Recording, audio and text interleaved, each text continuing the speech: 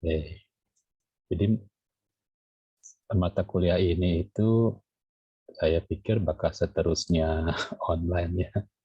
Ternyata tadi jam 11 ada surat dari Sekretaris Dekan Mbak Bu Santi. Minggu depan kita kembali lagi offline. Jadi saya pikir mau seterusnya online. Ternyata tidak. Jadi Pak Rektor inginnya tetap muka atau hibrid ya. Saya tadi lihat seperti itu pengumumannya. Oke. Jadi mungkin ini yang pertama kita online. Mudah-mudahan tidak yang terakhir kita online ya. Ya, mata kuliah ini sebetulnya disarankan mahasiswa sudah mengikuti tata kelola dan juga mata kuliah manajemen risiko. Tapi karena pemilihannya padat ya, jadi waktu pemilihan mata kuliahnya itu tidak banyak, jadi kita jadinya berbarengan dengan tata kelola dan juga manajemen risiko. Nanti mungkin kita akan coba sedikit kalau misalkan ada mata kuliah di tata kelola yang belum sampai, ya saya ulangi lagi sedikit ya, saya tambahkan sedikit. Seperti itu ya. Kita di jam 2 mungkin saya kalau kuliah tidak akan lama-lama, offline pun tidak akan lama karena sudah sore ya. Ya mungkin dari 3 SKS ya saya paling lama ngajar 1,5 jam. Seperti itu. Oke, ini sudah ada siapa? Ruhimat, Bahilma, ya seperti tadi Fadilah, Fadilah, Aditya, ya oke, Fikri. Nah, Muhammad Imam Maulana, seperti Rizky, oke ya. Dan juga ini Mas Ruhimat. Nah, kita akan lihat seperti apa sih mata kuliah ini. Kita akan masuk saja langsung. Saya akan sharingkan ya slide-nya sebentar. Sekaligus saya akan ceritakan aturan-aturan yang mungkin tidak jauh beda ya dengan waktu kemarin kita mata kuliah di AS Manajemen yang mirip-mirip lah. Aturannya sama. Sebelumnya saya sudah rancang juga untuk kalau perkuliahannya itu adalah online ya. Oke, kita sharingkan dulu.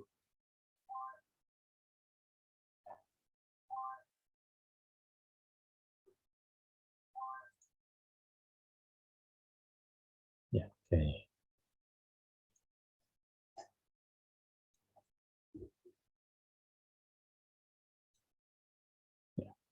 Jadi mata kuliah ini kalau dalam bahasa Indonesia adalah tata kelola, manajemen risiko, kepatuhan, dan teknologi informasi ya. Government, risk management, compliance. Jadi 3 ilmu. Ilmu ini merupakan ilmu terbaru dari tata kelola, dari IT governance yang sekarang banyak dipakai, lebih banyak dipakai mungkin dari tata kelolanya sendiri, jadi lebih mengkerucut ilmunya itu. Nah, ini aturannya sama ya. Jadi saya ingatkan kembali, jangan lupa tugas ya. Tugas itu di S2 itu penting, bahkan nilainya cukup besar ya, 15%. Jangan sampai tugasnya lewat waktu ya. UTS 40-40, absensi ya buat penambah saja, 5% ya. Nah, di sini perkuliahan online saya sudah rancang, saya pikir kalau terus online ya mungkin saya rancang pakai Zoom tadi. Kemudian absensinya itu otomatis, jadi kalau pakai Zoom sekarang tidak perlu ngetik absensi ya. Zoom sudah memberikan report siapa saja yang masuk ya. Kalau di S1 saya suruh tulis NIM-nya karena banyak. Kalau kita cuma 9 orang tidak sukar ya, nanti reportnya akan muncul, jam berapa masuknya, jam berapa keluarnya itu sudah ada dari Zoom, jadi nggak perlu repot-repot. Untuk wajah ya kalau diminta tampil, kalau nggak diminta nggak apa-apa, nggak wajib tampil ya kalau pakai online itu. Nah, ternyata minggu depan sudah offline, ya, karena Pak Rektor inginnya tatap muka untuk kelas-kelas kecil. Kita kuliah di jam 14.30, ya mungkin paling lama saya sampai jam 4 ya. Karena terlalu sore juga kuliah sudah lelah mahasiswa ya. Sehingga saya mengajar mempunyai dua slide, itu slide untuk kuliah pagi yang agak panjang, agak detail, Dan juga untuk kuliah sore, saya agak pisahkan supaya konsentrasi kita tidak berlama-lama ya. Kemudian karena kemarin banyak komplain dari Classroom Google, baik di S1 maupun di S2, saya coba ke LMS. Nah, Classroom Google banyak yang emailnya nggak bisa terbaca ya, nggak bisa ngirim tugas. Ya, akhirnya saya pakai LMS, saya juga belum begitu familiar pakai LMS, tapi saya akan coba materi, tugas, ya kuis, mau saya taruh di LMS. Setelah kuliah ini akan saya berikan kuis singkat ya, supaya saya bisa tahu daya tangkapnya sampai sejauh mana. Kalau ada yang sakit, ya kirim ke email saya. Saya nggak pakai email Unicom, karena Unicom setiap hari itu dapat email banyak sekali, saya memilah-milahnya susah. Jadi kalau sakit atau izin, ya kirimkan maksimal 1 minggu bukti keterangan sakitnya, atau misalkan ada izin kantor, ya silakan.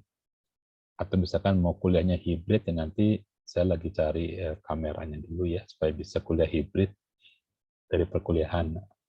Atau misalkan kalau kuliahnya Pak Irfan mau maju, ya bisa saja kuliahnya di jam ketiga, pulang ke rumah nanti langsung hibrid dari rumah, boleh saja. Jadi kita lihat saja bagaimana perkembangan. Karena sekarang Unicom sampai saat ini masih menginginkan tatap muka ya langsung. Dan mungkin peraturan dari Unicom memang sebagian besar mahasiswa banyak yang suka sebetulnya online karena bisa dari rumah. Jadi mungkin Unicom punya kebijakan lain buat mahasiswa S2 dan S1 ya. Ya kita ikutin saja lah seperti apa keinginan dari Unicom. Oke, bukunya banyak sebetulnya, tapi saya pilih yang ini. Ini buatan dari Anthony Tarantino, memang cukup lama, tahun 2008. Nanti silakan lihat di LMS ya, ada buku acuan, ada juga buku acuan pelengkap. Jadi beberapa tugas, kalau disuruh baca, ya nanti lihat dari buku-buku acuan pelengkap. Atau ada yang tertarik sendiri, ingin mendalami, silakan. Jadi S2 itu waktu membacanya tidak perlu disuruh ya, merasa tertarik ya, passionnya silakan. Di bidang itu silakan baca. Kita ada 12 topik, karena pertemuan itu ada 14, mungkin ada beberapa topik yang disampaikan 2 kali pertemuan. Nah, seperti itu. Ini silakan download, tidak perlu repot-repot cari ya, download saja. Kita banyak menggunakan buku-buku yang berbahasa Inggris karena e-booknya juga memang gratis ya.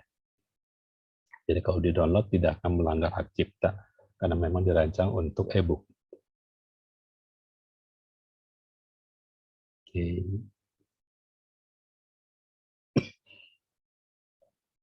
Ya kita mulai saja, mungkin kalau ditanya apa sih yang namanya tata kelola ya.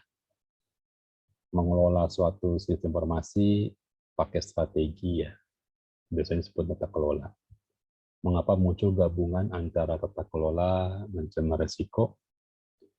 Ini disingkatnya GRC, bukan GMRC, tapi risk management, jadi GRC ya, tidak compliant. Jadi idenya itu kalau misalkan nanti mahasiswa jadi CEO ya, punya proyek-proyek yang sampai miliaran, punya pekerjaan yang tanggung jawabnya besar, profitnya sangat tinggi, dan bagaimana kita punya kepercayaan diri menjadi seorang pemimpin yang diberikan tanggung jawabnya itu sangat besar. Mungkin dari sisi pendanaan, dari sisi cakupan, dari sisi keluasan. Nah, bagaimana caranya? Jadi GRC ini berhubungan dengan semua proyek-proyek yang tanggung jawab besar, profit besar, resiko tentunya juga mengikuti. Karena profitnya besar, berarti resiko juga besar. Jadi siapa tahu dari mahasiswa kita ya, ini siapa nih? Mas Fikri, siapa tahu jadi direktur utama perusahaan BUMN ya, siapa tahu. Yang sudah bekerja mungkin naik jabatan ya. Siapa tahu ada yang jadi gubernur ya, siapa tahu. Mbak Fadila siapa tahu jadi gubernur ya kan. Di sini siapa tahu, dan kan itu mengelola proyek-proyek cukup besar. Nah, di sini kalau kita mempunyai kemampuan untuk mengelola dengan baik untuk proyek-proyek yang besar dan tahu resikonya dan juga tahu apa saja yang tidak melanggar hukum, itu ada di C-nya, compliant, maka memimpinnya tenang, kita lebih percaya diri dan juga lebih transparan. ilmu tata kelola itu kan yang dikejar transparan. Kemudian dengan adanya gelar S2 kita akuntabilitasnya lebih tinggi karena memiliki gelar S2 di situ. Di sini siapa yang jadi direktur cabang? Siapa di kita ada yang jadi direktur cabang? Itu. Nah, mungkin dapat tambahan jadi direktur pusatnya gitu. Ilmunya menggunakan ilmu ini. Jadi mengapa dia muncul? Alasannya karena ini ilmunya bagi golongan dari Chief Information Officer, CIO, golongan dari SEO, ya golongan dari beberapa orang yang memang tempatnya ada di level atas, ya, level-level yang sudah di atas, yang punya kemampuan, kompetensi sangat tinggi, pengalaman juga nanti akan mengikuti ya. Di sini yang belum bekerja siapa ya? Sudah bekerja semua. Mbak Hilma sudah bekerja belum? Kayaknya mute gitu suaranya. Enggak ya? Sudah bekerja di sini. Yang belum bekerja siapa? Sudah kerja semua. Saya nggak punya data sih siapa bekerja di mana ya. Oh, Mbak Fadila sudah bekerja. Siap. Mbak Hilma dulu kali sudah bekerja, Mbak Hilma. Suaranya muncul. Siapa yang belum bekerja? Sudah bekerja semua ya kelas-kelas ini ya. Ya, siapa tahu ya. Yang nanti bekerja nanti akan meningkat ya. Mas Ruhimat kerja di mana? Saya di BMKG, Pak. BMKG. Oh, yang BMKG itu. Iya, Pak. Soalnya fotonya nggak muncul. Siapa tahu nanti jadi Iya, Pak. menteri ya. Menteri silakan lah. Amin, Pak. Saya berharap banyak kepada mahasiswa MSI nanti jadi pemimpin-pemimpin. Nah, ilmunya cukup. Ya sudah cukup. Bagi yang belum bekerja, ya langsunglah daftar ke jabatan yang punya tanggung jawab, berarti punya salary juga cukup tinggi ya. Soal tanggung jawabnya tinggi gitu ya. Oke, jadi tuh mengapa muncul ya? Karena banyak yang dipekerjakan kalau proyeknya besar ya. Proyek besar berarti di sini ada beberapa tantangan. Di Indonesia itu ketidakpastian dari kestabilan ekonomi muncul karena proyeknya kan besar ya, jangka panjang, lebih daripada waktu yang singkat ke panjang, harus berkelanjutan. Misalkan PRC ini yang dulu paling terkenal adalah di Bank BTN. Proses kredit Bank BTN nomor 2. Waktu itu pada saat terjadi krisis ekonomi, nomor 1 itu adalah yang dibeli oleh siapa namanya, yang jadi Bank Mega ya, jadi Bank Mega nomor 1 di proses kredit. Jadi sustainabilitas, keberlanjutan. Ya, ada beberapa alasan mengapa munculnya. Harus ada keefektifan, karena namanya juga proyek besar, jangan sampai gagal, mempunyai uang yang dikelola cukup besar, jabatan ini harus mengerti apa sih keinginan dari stakeholder. Stakeholder maunya apa, kita harus ikutin. Stakeholder ini bisa pemegang saham, yang disebut dengan shareholder, ya. Bisa shareholder pemegang saham. Bisa juga stakeholdernya aturan pemerintah. Zaman sekarang di 2 tahun ini aturan pemerintah banyak berubah ya, khususnya di sisi pendidikan. Kita harus bisa mengikuti. Jadi sistem ini bisa mengikuti, harus ada pengelola yang mumpuni ya, bisa mengikuti beberapa keinginan perubahan dari stakeholder. Mungkin sekarang kalau yang berat adalah perubahan regulasi pemerintah. Ya. Terus kita bisa mengembangkan bisnisnya menjadi lebih besar, jadi walaupun zamannya lagi susah, tapi bisnis harus minimal bertahan. Maksimal bisa bertambah besar ya, bertambah cabang. Gitu. Kita punya lulusan yang jadi manajer bagian pemasaran, bagian kualitas, ada yang juga di waralaba se-Indonesia kerja di sana ya. Mengapa bisa? Ya tentunya kemampuan mereka sudah ada, tinggal kita rapikan ya. Kita kerucutkan lah supaya lebih mampu ya. Nah, kalau kita jadi CEO, ya itu yang jagonya CEO itu kan bisa ngambil keputusan. di dalam kondisi apapun, mau perubahan ekonomi, perubahan politik, perubahan peraturan, nah itulah yang disebut dengan GRC. Jadi kita mengelola pada kondisi yang powerful, tapi juga banyak perubahan dinamika di sekitarnya. Jadi ekosistemnya berubah dengan sangat cepat dan sangat signifikan terhadap perusahaan yang kita pimpin. Itulah yang disebut dengan GRC. Paling banyak mengapa perbankan, ya karena perbankan uangnya ya, dari sisi uangnya itu kan dia harus berhati-hati memberikan kebijakan kredit, ya, jangan sampai nanti kreditnya macet. Nah itulah, ini ilmu ini. Siapa tahu jadi menteri, Mas Aditya jadi menteri, waduh asik ya jadi menteri. Tentunya jadi menteri jabatan yang sangat sangat diharapkan, dan tentunya orang-orang yang bisa memimpin bangsa ini. Kira-kira sekarang usia berapa Mas Aditya kalau boleh tahu? Saya 27 Pak tahun ini. 27, berarti kalau lulus kira-kira 28, 29 ya. Iya, Sekarang sudah bekerja belum? Sudah Pak. Sudah bekerja? Sudah Pak, sudah. Kerja di mana kalau boleh tahu? Saya di Government Software Agency. Wah, Government Software Agency, oke ya. Mungkin 10 tahun lagi malah jadi bosnya, siapa tahu ya. Malah bisa mimpin perusahaan. Ya, internasional kita belum punya mata kuliah khusus untuk sistem informasi internasional ya, tapi kontennya sih sudah ada. Nanti mungkin di mata kuliah manajemen sistem informasi lanjut. Coba tahu nanti sekarang usia 27, lulus 28, 10 tahun lagi 38 sudah jadi general manager.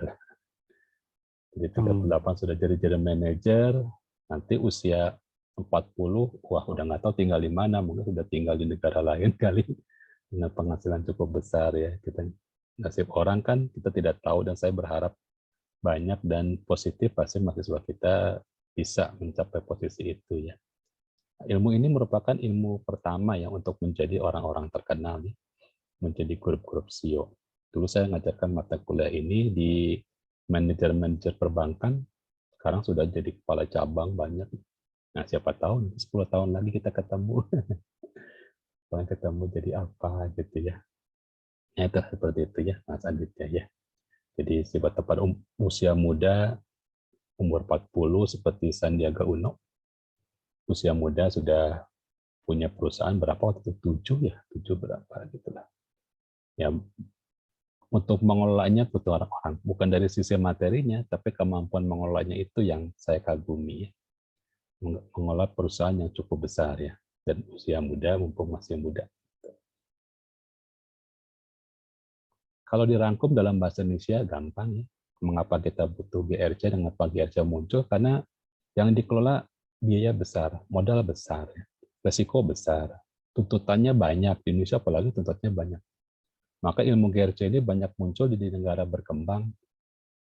Dulu dipikir cuma negara maju yang ada tuntutan dari standar publik, standar macam-macam. Ternyata Indonesia pun membutuhkan, khususnya di bagian yang nomor pertama sampai nomor 5 itu penting ya.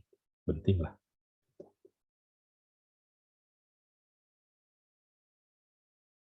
Ya, itu alasannya. Nah, kalau ditanya apa itu GRC secara singkat, GRC itu adalah menggabungkan 3 ilmu ini. Jadi kalau kita mengelolanya lebih tajam.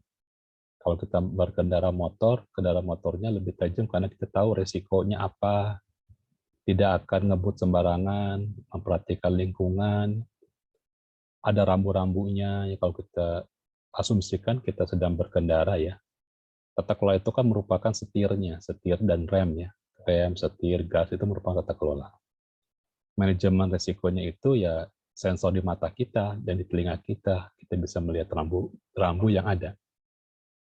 Rambu-rambunya adalah compliant yang harus kita ikutin. Jadi kita bisa berkendara selamat, maupun ada masalah apapun, kita bisa berkembang, bisa selamat menjalankan bisnis, continue sampai perusahaan tersebut bertahun-tahun. Jadi mengelola, nanti ada ilmunya di IT Governance, nanti diajarkan di semester ini apa sih IT Governance-nya. Kalau tidak salah semester ini saya juga lupa yang mengajarkan IT Governance-nya. Atau semester depan saya lupa ya IT Governance itu. Nantilah kita lihat siapa yang mengajarkan IT Governance. Di tata kelola di sini, kemudian manajemen risiko juga diajarkan. Kalau nggak salah Bu Susupatmi hari Jumat yang mengajarkan manajemen risiko ya. Nah, compliance itu merupakan standar atau aturan yang harus kita penuhi. Bisa aturan yang harus dilaporkan, bisa aturan cuma sekedar diikuti, bisa juga aturan yang harus kita munculkan di hasil output kita. Ya, pokoknya aturan lah, syarat-syaratnya. Ada syarat peraturan pemerintah, aturan hukum, macam-macam. Ini namanya compliant. Semua persyaratan muncul di situ. Misalkan kalau bawa mobil harus punya KTP lagi. Punya SIM gitu ya, punya SIM. Harus bisa melihat rambu-rambu. Nah, rambu-rambu itu merupakan prasyarat ya, compliance. Gitu. Oke, suara saya masih jelas ya? Dulu tuh saya jelas ya. Dulu saya suka agak khawatir kalau ngajar di jam segini, biasanya jaringan di rumah saya itu tidak bagus. Saya posisi ada di rumah, tidak ke kampus, karena Unicom lagi sterilisasi ya, Sabtu ini. Tidak ada yang ke kampus ya. Tapi minggu depan kita sudah ke kampus, karena ada peraturan tadi jam 11 dari Bu Santi ya. Ya, kita ikutin lah. Nah, ini dari buku yang kita peroleh dari Bapak Anthony Tarantino ini, dia cerita. GRC itu adalah ilmu yang dapat diajarkan. Supaya dapat diajarkan, dia menyediakan kerangka kerja, jadi cara berpikir, komponen apa yang di dalam kerangka kerja, dan juga metodologi. Jadi dapat diajarkan kepada orang-orang muda supaya jadi pemimpin. Kalau kita mungkin pemimpin informasi ya, CEO, atau pemimpin eksekutif. Dan juga membuat orang yang bertanggung jawab ini mudah mengelola bisnisnya. Namanya kan diajarkan. Bagaimana sih kiat-kiat bisnis supaya bisa? Nah, kiat-kiat itulah yang merupakan GRC. Bagaimana kiat-kiatnya supaya bisa mengelola Bank Indonesia? Waktu tahun lalu ada orang Direktur Bank Indonesia datang ke kita ya, berbicara mengenai kris QR Code Indonesia. Nah, itu kiat-kiatnya merupakan GRC. Bagaimana bisa memimpin? Nah, ada GRC-nya. Membuat orang-orang muda yang diajaran ini menjadi yakin, confidence. Bagaimana mereka bertanggung jawab kepada pemegang saham, shareholder, stakeholder, pemegang aturan, regulator. Ya, waktu itu ilmu ini saya ajarkan kepada beberapa manajer bank. Saya ceritakan supaya mereka percaya diri, ada ilmunya.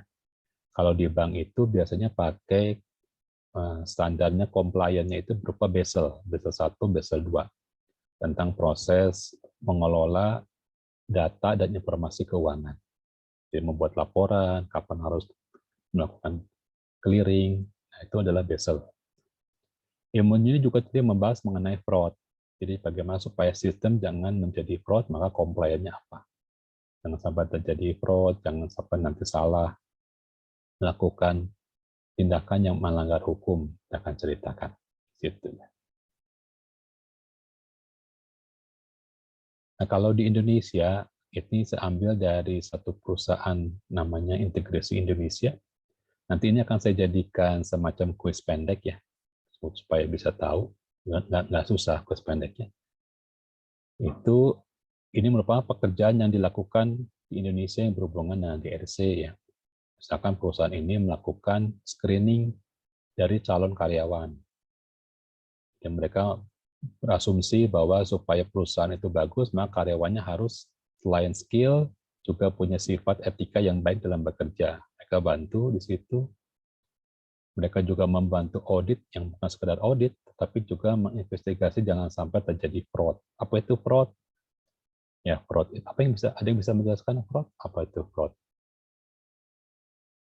Fraud itu sering disebut sebagai pelanggaran atau kecurangan, tapi sebetulnya bukan hanya kecurangan ya, fraud ya. Jadi mengganti data tanpa seharusnya ganti data ya. Sudah diceritakan di manajemen informasi. Kalau ada atribut yang sifatnya adalah dihitung, ternyata kita masukkan tanpa perhitungan, itu sudah termasuk fraud. Ya. Kita menambahkan data yang tidak melalui proses, juga itu merupakan fraud. Investigasi seperti itu yang dilakukan oleh perusahaan ini. Kemudian ada anti-counterfeit, terjadi pemalsuan, nah, juga termasuk mereka mempelajari situ. Kalau kita membaca searah jarum jam, maka memberikan konsultasi untuk peraturan-peraturan.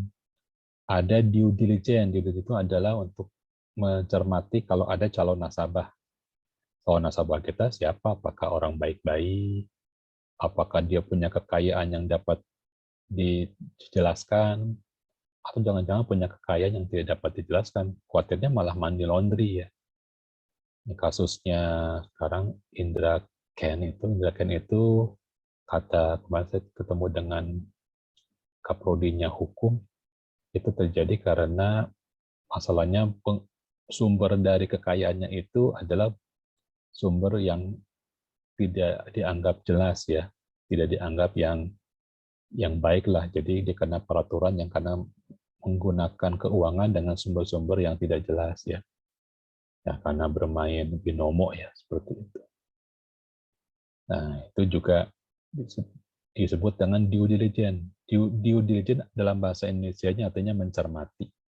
Mencermati siapa sih nasabah kita, apakah jangan-jangan nasabah kita teroris atau orang yang punya jaringan narkoba, nitip uangnya di bank kita. Nah, itu terus mencermati. Jadi kalau ditanya macam-macam, kita menabung dengan jumlah uang di atas 1 miliar, mungkin itu wajar ya. Tapi kalau kita nabungnya cuma 100.000, ditanya, sekarang 300.000 ya, misalkan ditanya sampai macam-macam ya, kita juga nggak enak. Tapi kalau kita nabungnya 1 miliar, mungkin ditanyanya macam-macam. Dari mana sumbernya, kerja di mana, itu due diligence. Ini juga akan dijelaskan di pertemuan setelah UTS. Ada juga insurance investigation, supaya jangan ada orang yang menipu, cancel, atau klaim dari asuransi.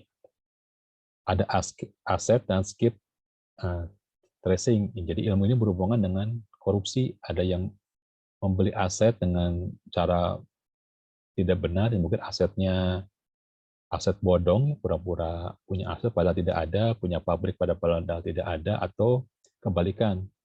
Ada pabrik tapi fungsinya tidak sama ya. Ada rumah tapi fungsinya tidak sama. Itu adalah pemalsuan dari sisi aset.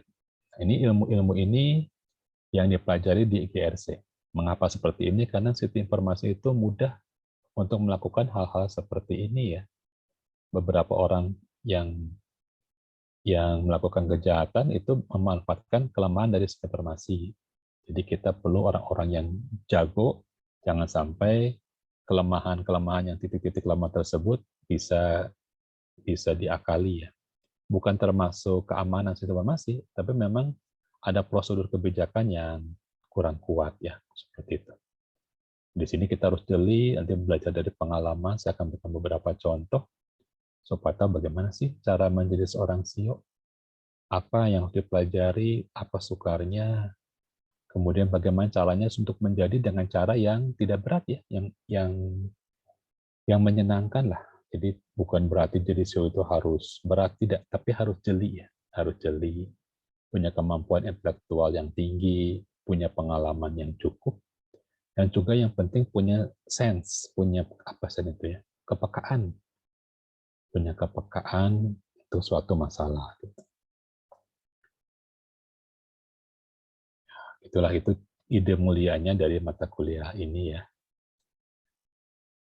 Siapa yang terlibat? Nah, tentunya kalau dalam namanya GRC, stakeholder-nya banyak yang terlibat ya. Jangan sampai ada stakeholder yang terlewat. Jangan sampai ada stakeholder yang intinya seperti itu dari sisi legal, sisi yang membuat SOP, jangan sampai ada stakeholder yang terlewat. Atau jangan sampai ada stakeholder yang keinginannya, demand-nya itu kita lupakan. Paling penting ya customer, tentunya customer. Contohnya ini kasusnya paling sering terjadi adalah kasusnya pertama kali itu Gojek. Gojek membuat sistem lupa. Dia cuma buat sistem, tapi dia nggak lihat ada efeknya bahwa kendaraan roda 2 waktu itu belum dapat izin sebagai transportasi. Nah, itulah jadi masalah ya, karena kita melupakan salah satu stakeholder seperti itu. Atau kita membuat sistem, kita lupa otorisasi, harusnya 4 otorisasi, kita baru 3 sudah selesai. Nah, bisa seperti itu juga. Atau laporan, misalkan kita harus melaporkan kepada siapa sistem ini, kepada pemerintah daerah,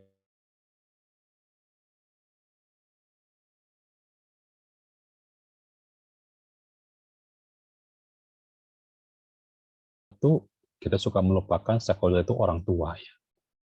Jangan sampai orang tua D1 terlupakan sehingga tidak mengetahui perkembangan anaknya. Kalau D1. Kalau S2 mungkin lebih dewasa ya, tidak seperti itu. Nah, kalau dipikir-pikir kapan kita harus melakukan seperti ini? Nanti kita akan bahas di pertemuan ketiga atau keempat ya. Nah, ini ada ceritanya. Jadi tidak ada api kalau tidak ada asap. Berarti tujuan dari GRC supaya lebih mengkristal, ya, lebih mengkerucutkan masalah supaya lebih dapat mudah diselesaikan. Nah, ini saya catat di sini ada 5. GRC itu mempromosikan supaya terjadi kesatuan, kemudian terjadi koordinasi, terjadi kolaborasi, itu bagusnya. Sehingga kalau ada masalah cepat diselesaikan. Orang-orang punya tanggung jawabnya jelas. Kalau ada masalah siapa yang menangani, seorang CEO itu bukan seorang yang jago semuanya. Tapi dia yang bisa tahu kalau ada masalah ini kepada siapa dia harus minta bantuan. Orang yang lulus tesis itu bukan yang belum tentu seorang yang pintar. Ini ada cerita sedikit sebelum kita lanjutkan, ada cerita lucu ya. Jadi mahasiswa yang sudah tes ini bisa lulus karena dia tahu kepada siapa dia minta bantuan. Orang lain belum selesai, dia sebulan sudah beres karena dia tahu kalau mau menulis minta bantuan ke siapa. Mengkoreksi temannya sudah ada. Ini seorang CEO yang bagus. CEO itu bukan orang yang mengerjakan sendiri, tapi dia tahu peranan-peranan yang bisa dia bantu. Kalau kekurangan buku, kekurangan novelty dari tesis, nanyanya kepada siapa, ya itu ya. Nah, dia tahu di bawah dia ada orang-orang yang bisa diminta bantuannya. Dia punya peranan dan bisa memberikan tanggung jawab kepada orang-orang tersebut buat membantu. Jadi kerja tim tidak bukan kerja sendiri ya. Kemudian komunikasinya jelas, jadi apa yang diminta, yang diperoleh sesuai, feedback-nya sesuai. Dan selalu mengerjakan dengan polanya resiko. Jadi jangan sampai terjadi ini. Nah, mengapa mengerjakan ini? Jangan sampai terjadi sebelum selesai, jauh-jauh hari sudah diselesaikan. Nah, kalau mahasiswa menggunakan pola resiko, pasti mengumpulkan tesisnya tidak akan tepat waktu. Pasti mereka memajukan waktu. Karena khawatir kalau nanti mengerjakan tiba-tiba listrik padam, tiba-tiba printer rusak. Mungkin waktu S1 pernah ngalamin, kalau berbagi sharing, siapa yang pernah mengalami seperti ini ya? Saya bagi di chatting. Kayaknya kalau chatting bisa sambil ngobrol di chatting. Misalkan pada saat mau mengerjakan, tiba-tiba komputer hilang data, waduh paling bahaya ya. Hilang USB, mas S1 saya itu suka beranggapan taruh di USB aman. Nah, banyak sekali resiko yang muncul belum terjadi, tapi sudah berhati-hati. Mengapa mengambil kebijakan ini? Alasannya takut terjadi resiko apa. Mengapa memutuskan takut resiko apa. Semuanya berbasis resiko. Baik memutuskan, baik mengevaluasi, ya. Semuanya pakai resiko. Saya ini tanya kepada tim yang ada di bagian Unicom, bagian COVID. Nanti kalau tatap muka, nggak takut resikonya banyak yang terpapar, saya lebih baik kan online, tidak ketemu. Kalau S2 kan sudah bisa lah online, saya pikir kalau S1 nggak apa-apa. Kalau online jadi susah karena mereka susah kalau S1 banyak masalah ya. Kalau S2 saya pikir udah bisa ya. Dan kita khawatir, tentunya khawatir. Jadi tim penjagaannya sudah dipasang oleh Pak Geladi di homepage. Jadi silakan lihat ya tentang aturan untuk ke kampus ya, aturan untuk ke kampus terutama dari Sabtu itu bagaimana aturannya ya, jangan sampai nanti dimarahin satpam. Nah itu berbasis resiko. Ada yang dari sekarang sudah menyiapkan tabungan buat hari tua, padahal belum kejadian, dia sudah siapkan, itu resiko. Kita mengimplementasikan semua program-program compliant, ya jangan sampai melanggar, ya seperti itu ya. Tuh. Oke. Nah, bagaimana cara mengimplementasikannya ini nanti akan saya ajarkan setelah pertemuan ketiga ya. Jadi mengimplementasikan GRC ya. Ya, intinya sudah saya ceritakan tadi ya. Jadi mengimplementasikan itu kita harus tahu apa sih masalah pokoknya, big picture-nya itu apa ya. Kita harus tahu bagaimana membentuk tim, nggak boleh kerja sendiri. Nanti tugas untuk mata kuliah ini akan saya berikan tugas dalam bentuk grup. Saya belum tahu cara pakai LMS untuk grup ya. Tapi saya akan coba pakai grup. Karena saya lihat kalau saya ngajar di kemarin, itu mahasiswa ini jarang ngobrol, jarang diskusi ya. Siapa saya pikir harus saya kasih tugas grup gitu ya. Saya nggak tahu kenapa ya harus. Oh, lagi sholat sebentar, kita stop dulu ya. Ada adan sebentar ya. Saya mute dulu ya. Ya, Pak. Ya. Jam berapa sekarang? Oh, jam keras.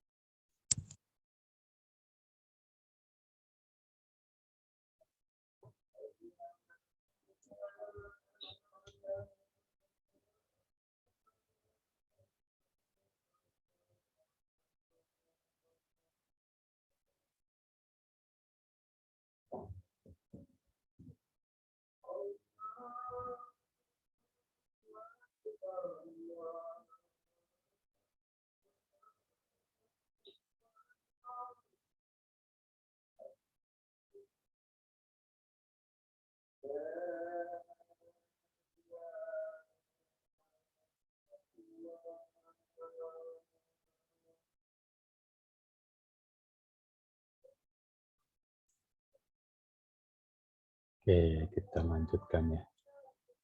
Saya belum tanya siapa ya. Oh, Mbak Aulia. Aulia itu Mbak atau Mas? Wajahnya nggak muncul. Coba saya tanya ya.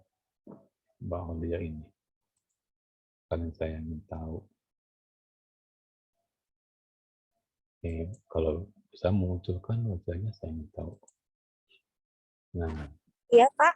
saya mau tanya. Misal Ini Mbak Aulia. Oh, Mbak ya, bukan Mas. Maaf. Saya mau tanya, misalkan dikasih tanggung jawab mengelola ibu kota baru di Kalimantan, itu masa jangkauannya sekitar 40 tahun. Nah, Ya. kira-kira bedanya apa dengan program yang mungkin cuma 5 tahun? Kira-kira apa sih bedanya kalau kita dikasih tugas mengelola yang 40 tahun gitu? Gimana kira-kira langkah-langkahnya? Apa bedanya? Apa kira-kira? Coba kita tebak dulu apa sih? 40 tahun apa? Yang jangkanya pendek ya Pak? Ya, dibandingkan yang mungkin cuma 2 tahun beres ya. Ini dikasih tanggung jawab mengelola ibu kota baru 40 tahun, dikasih jabatan mengelola 40 tahun di bidang sistem informasinya misalkan. Gimana tuh?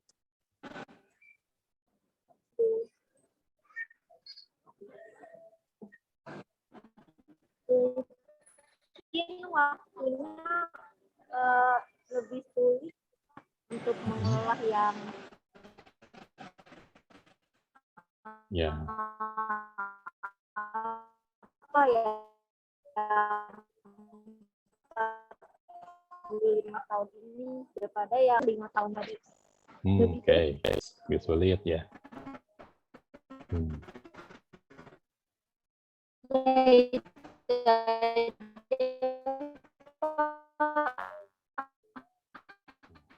Jaringannya keganggu kali ya. Agak mungkin lebih sulit ya kan, lebih lama ya. Coba atau mungkin yang lain juga tulis di chat kira-kira apa sih bedanya ngelola yang 40 tahun sama 5 tahun, coba tulis di chat aja lah. Coba yang lain kira-kira punya ide apa kalau dapat tugas yang 40 tahun nih dikasih tugas. Tanggung jawabnya besar, tentunya gajinya besar. Apa coba tulis di chat kira-kira pertama sulit tadi ya, oke, ke 40 tahun. Apa aja yang akan terjadi kalau kita memimpin proyek yang 40 tahun? Mungkin Pak Herman pernah cerita di manajemen proyek yang pendek sama yang panjang itu apa bedanya gitu. Apa kira-kira? 40 tahun, coba tulis diketikkan di chat. Saya nyalakan chatnya ya. Apa kira-kira yang akan terpikirkan kalau dapat pekerjaan tugas tanggung jawab mumpung masih muda 40 tahun nih? Coba tulis di chat apa saja kira-kira.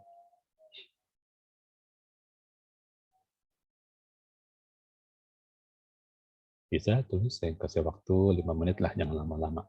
Kita cuma tinggal 2 slide lagi. Sebagai penutup kita, saya ingin tahu. Pak, kalau ngomong aja nggak apa-apa, Pak. Boleh, silakan. Silakan. Ya. Jadi Siapa mungkin, namanya? Oh, ya, Aditya Erlangga. Ya. Jadi mungkin bedanya antara yang proyek panjang dengan yang pendek itu mungkin lebih ke outcome yang akan dicapainya gitu Pak. Ya, betul. Nah, Outcome-nya terus banyak kan, mungkin. Iya, betul. Outcome-nya kan banyak Pak. Jadi mungkin kalau untuk rencana jangka panjang itu harus dibagi menjadi beberapa stage gitu Pak. Ya, harus ada tahapan, betul. Tahapannya gitu. Terus Ya. tahapan itu jadi kayak tahapan di awal pasti kan membangun dasarnya dulu Ya, Pak. dasar fondasi, betul. Ya, fondasi untuk ke tahapan yang ingin dicapai gitu Pak. Nah, panduannya itu mungkin kita bisa gunakan rencana jangka panjang gitu Pak, semacam garis besarnya lah Pak pembangunan seperti itu sih. Ya, dari saya itu aja Pak mungkin Pak. Terima kasih Pak. Ada lagi yang lain? Kira-kira? Boleh Pak. Silakan. Saya Imam. Imam. Terkait kalau mengaturnya kebijakannya, perbedaannya menurut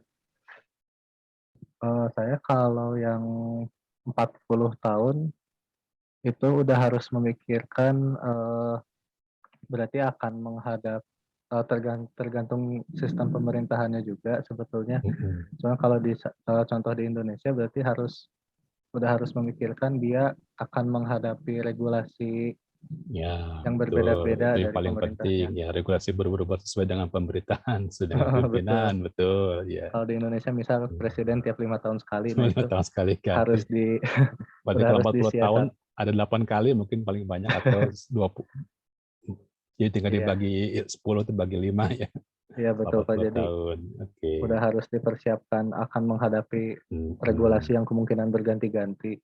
Sedangkan Iya, kalau yang iya. jangkanya pendek dia cukup ya memikirkan regulasi pada saat itu aja gitu, atau mungkin beberapa selanjutnya. Oke. Kira-kira mana yang lebih beresiko, jangka pendek, jangka panjang? Jangka panjang mungkin Pak. Panjang, Pak. Panjang ya. Numpuk resikonya ya. Setiap tahun resiko gitu. Ini juga banyak orang tanya, sekali lagi pertanyaan saya ganti ya. Mengapa Indonesia itu memilih kereta cepat kerjasama sama Cina? Berapa tahun tuh? Sekitar 5-10 tahun ya, pembuatan sekitar 5 tahun, proyek finishing sampai 10-12 tahun. Kenapa kerjasama dengan mereka kira-kira? Apa alasannya? Ada yang bisa Boleh? jawab? Ya silakan. Silakan Mas Rohimat ya.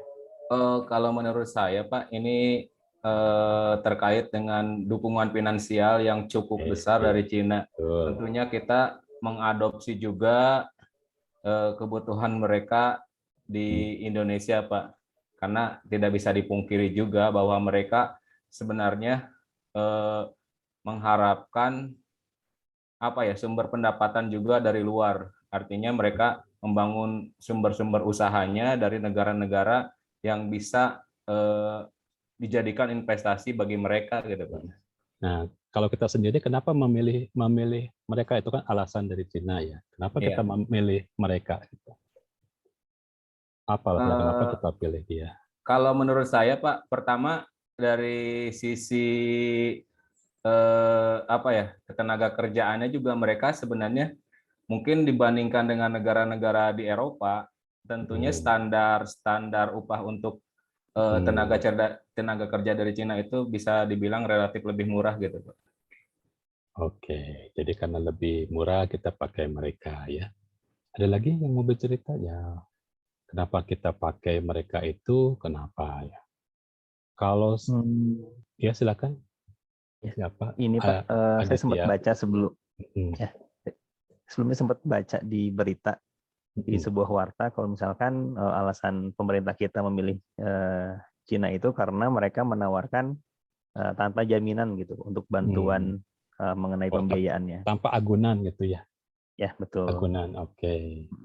Nah, terus kemudian ini juga mendukung pemerintah untuk tidak menggunakan APBN dalam pembiayaan pembangunannya gitu. Pintarnya. Meskipun meminjam. Iya. Karena tadi saya pikir kalau usianya 27, di sini semuanya hampir semua sama kali 27 ya. Atau ada yang lebih muda. Mbak Hilma lebih muda kali ya. Kalau 27 berarti sudah 28 lulus, 5 tahun bekerja, siapa tahu kita jadi pemimpin ya. Kita harus berpikir kita memimpin bangsa, mungkin modelnya baru, model yang belum pernah kita alami ya. Mahasiswa sekarang mungkin tidak sama, setelah lulus mengalami sesuatu yang tidak ada di teori kali, masih zaman-zaman new era yang benar-benar baru ya di sana gitu ya.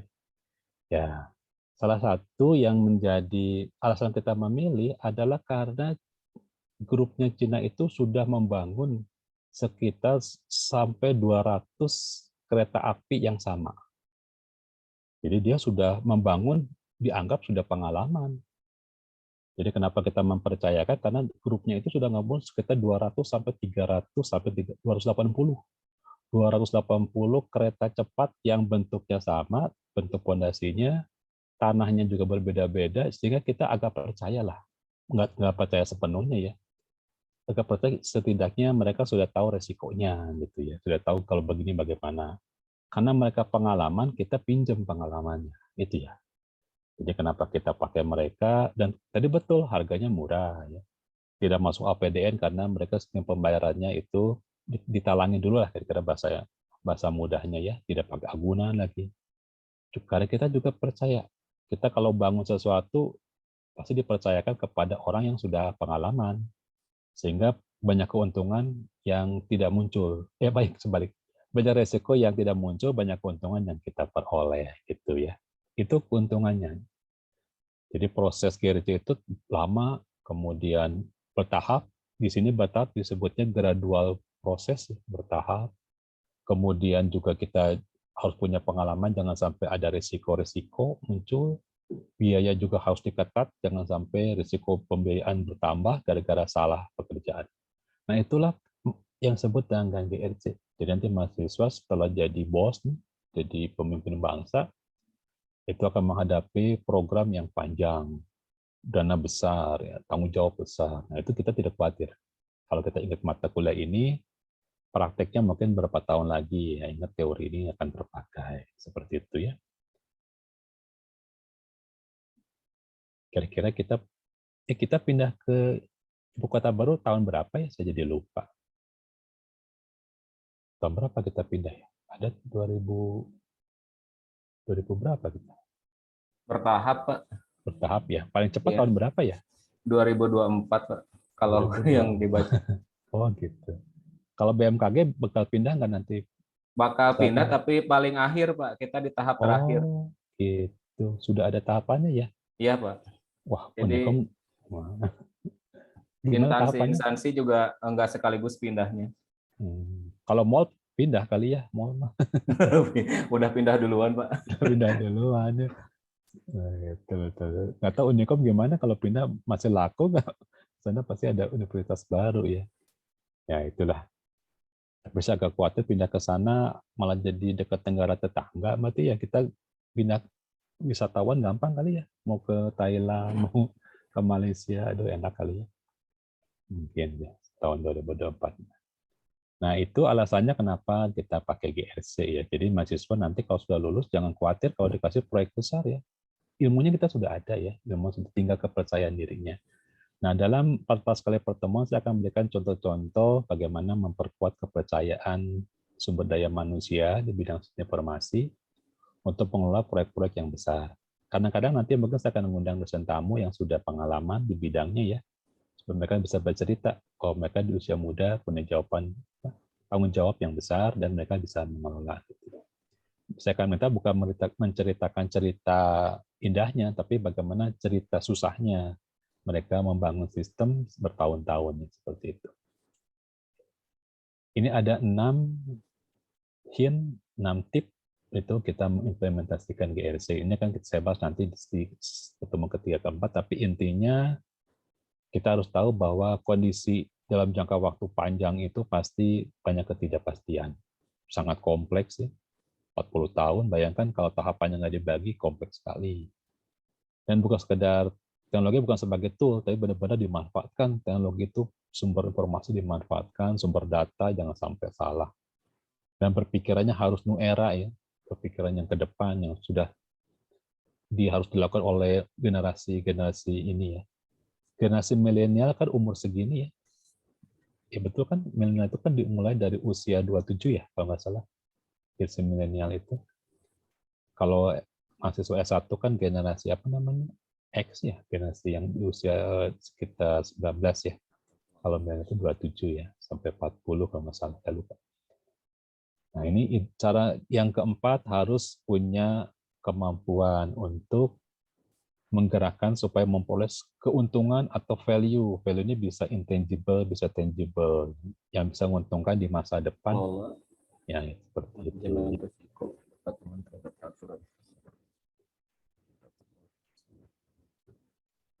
Nah, untuk informasi yang lainnya nanti kita akan ceritakan di pertemuan khusus tentang bagaimana mengimplementasikan GRC ya.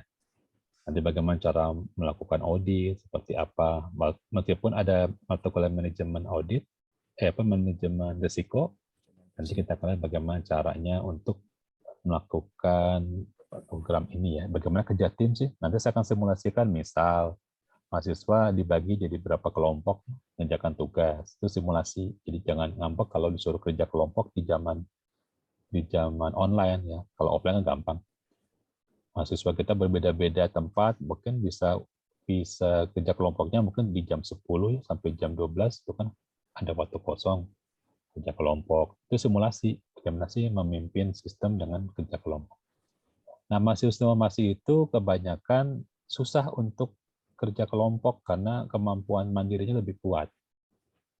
Nah, ini kita akan belajar. Saya akan ajarkan kerja tim itu seperti apa yang ringan ya, yang tidak membebani dengan sistem adil ya. Nah, seperti itu. Oke. Kita kuliah mungkin sampai hari ini, sampai jam sekarang tidak lama-lama kita kuliah berarti jadi jam 12.30 sejam berarti ya, sejam kita kuliah.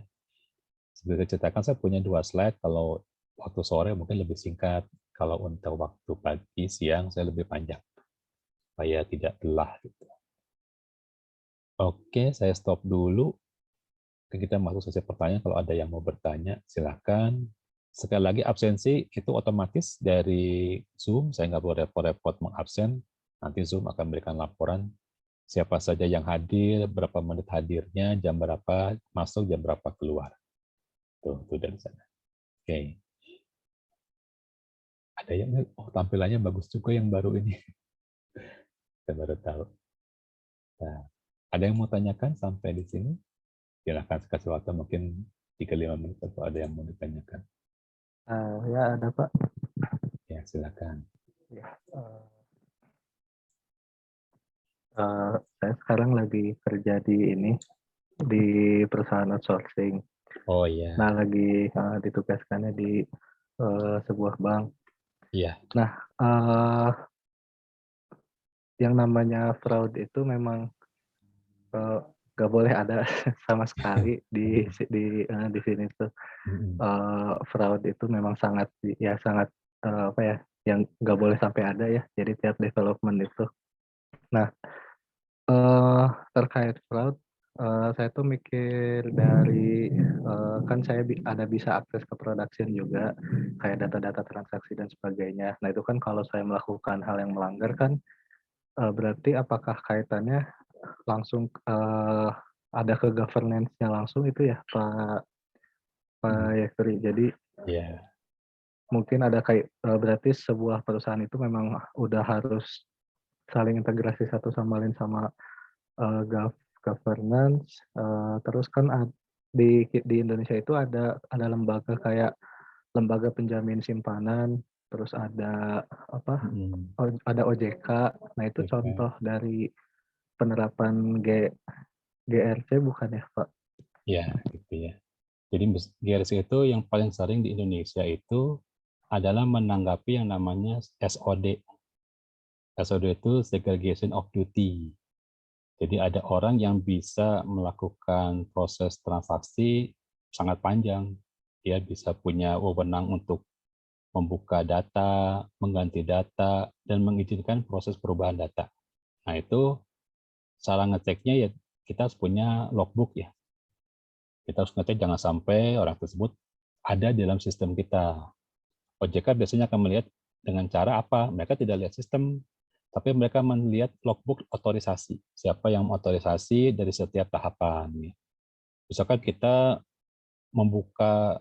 memberikan penawaran, kita memberikan penawaran kredit, kemudian si kliennya itu yang ngecek, kita juga yang ngecek.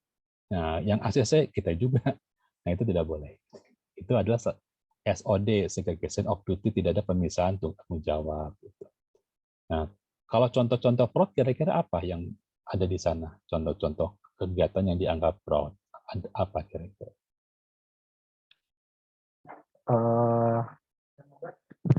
Kalau dari yang udah kejadian ada tanda fraud itu biasanya kalau ditemukan selisih Pak. Oh, gitu. Jadi ditemukan selisih yang tercatatnya nominalnya berapa, misalkan, tapi yang tersimpannya nominalnya berapa. Nah itu langsung masuk urgent, harus dicek sama developernya. Kalau potensi yang sebelum terjadi, potensi sih kayak tadi Pak, jadi kayak saya sendiri juga bisa mengakses ke production, ke data-data productionnya langsung. Itu berpotensi sih Mas. Saya ngelihat, saya edit gitu. Saya edit sendiri. Saya sebarkan. Iya. Betul. Jadi hati-hati ya. Atau Ya. juga bisa terjadi GRC itu kalau kita tidak mengelola adalah data yang belum waktunya dipublikasi sudah dibocorkan. Juga termasuk ya. Misalkan kita punya rencana harga minyak kan lagi naik nih, sudah kita ganti saja supaya harga minyaknya jualnya mahal, kita ganti dari sekarang aja. Jadi itu juga termasuk data yang sebelum waktunya diceritakan sudah diceritakan. Itu termasuk kepada data bocor termasuk ya. Hati-hati ya seperti itu. Jadi yang namanya fraud ini banyak ya, banyak sekali potensinya dan sudah diceritakan ketidaksamaan jadi eviden. Jangan sampai ada yang salah karena masalah tanggung jawab ya. Atau ada yang harus dicatat tapi nggak dicatat. Nah bisa saja misalkan dalam pekerjaan itu ada orang-orang yang ditugaskan. Nah, ternyata mereka soal penugasan hanya nama tapi tidak ada di tempat. Itu termasuk juga fraud. Contoh yang kemarin ramai di OJK tahun 2020 itu di bidang saham. Jadi mereka pura-pura beli saham, ganti sendiri datanya seolah saham yang belinya banyak. Padahal yang belinya nggak ada, cuma bermain di sistem informasi. Jadi dia memasukkan data seolah-olah yang beli sahamnya banyak, sehingga orang pada berbondong-bondong membeli saham yang kenaikannya cepat. Ternyata waktu diselidiki sama OJK itu hanya permainan sistem informasi. Datanya dinaikkan secara bertahap dengan otomatis tanpa mempergunakan manual. Setelah sampai datanya tinggi, banyak yang beli, ternyata dicek orangnya nggak ada. Nah itu berarti kan ada orang dalam yang sangat pintar. Itu termasuk juga kepada fraud. Jadi tidak dapat dibuktikan kebenaran dari prosesnya. Itu fraud ya. Jangan tinggi-tinggi. Misal, saya punya mahasiswa beasiswa 19 orang. Kita menggunakan satu proses yang tadi yang atribut yang terhitung tidak kita terapkan. Sudah. Nambah aja satu orang lagi jadi 20, padahal yang orang ke-20 tidak mengikuti proses. Itu juga fraud. Jadi hati-hati.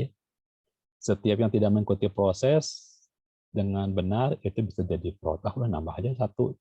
Jadi pas 20 ada punya saudara yang belum dapat beasiswa, tambahin aja jadi 20 lah.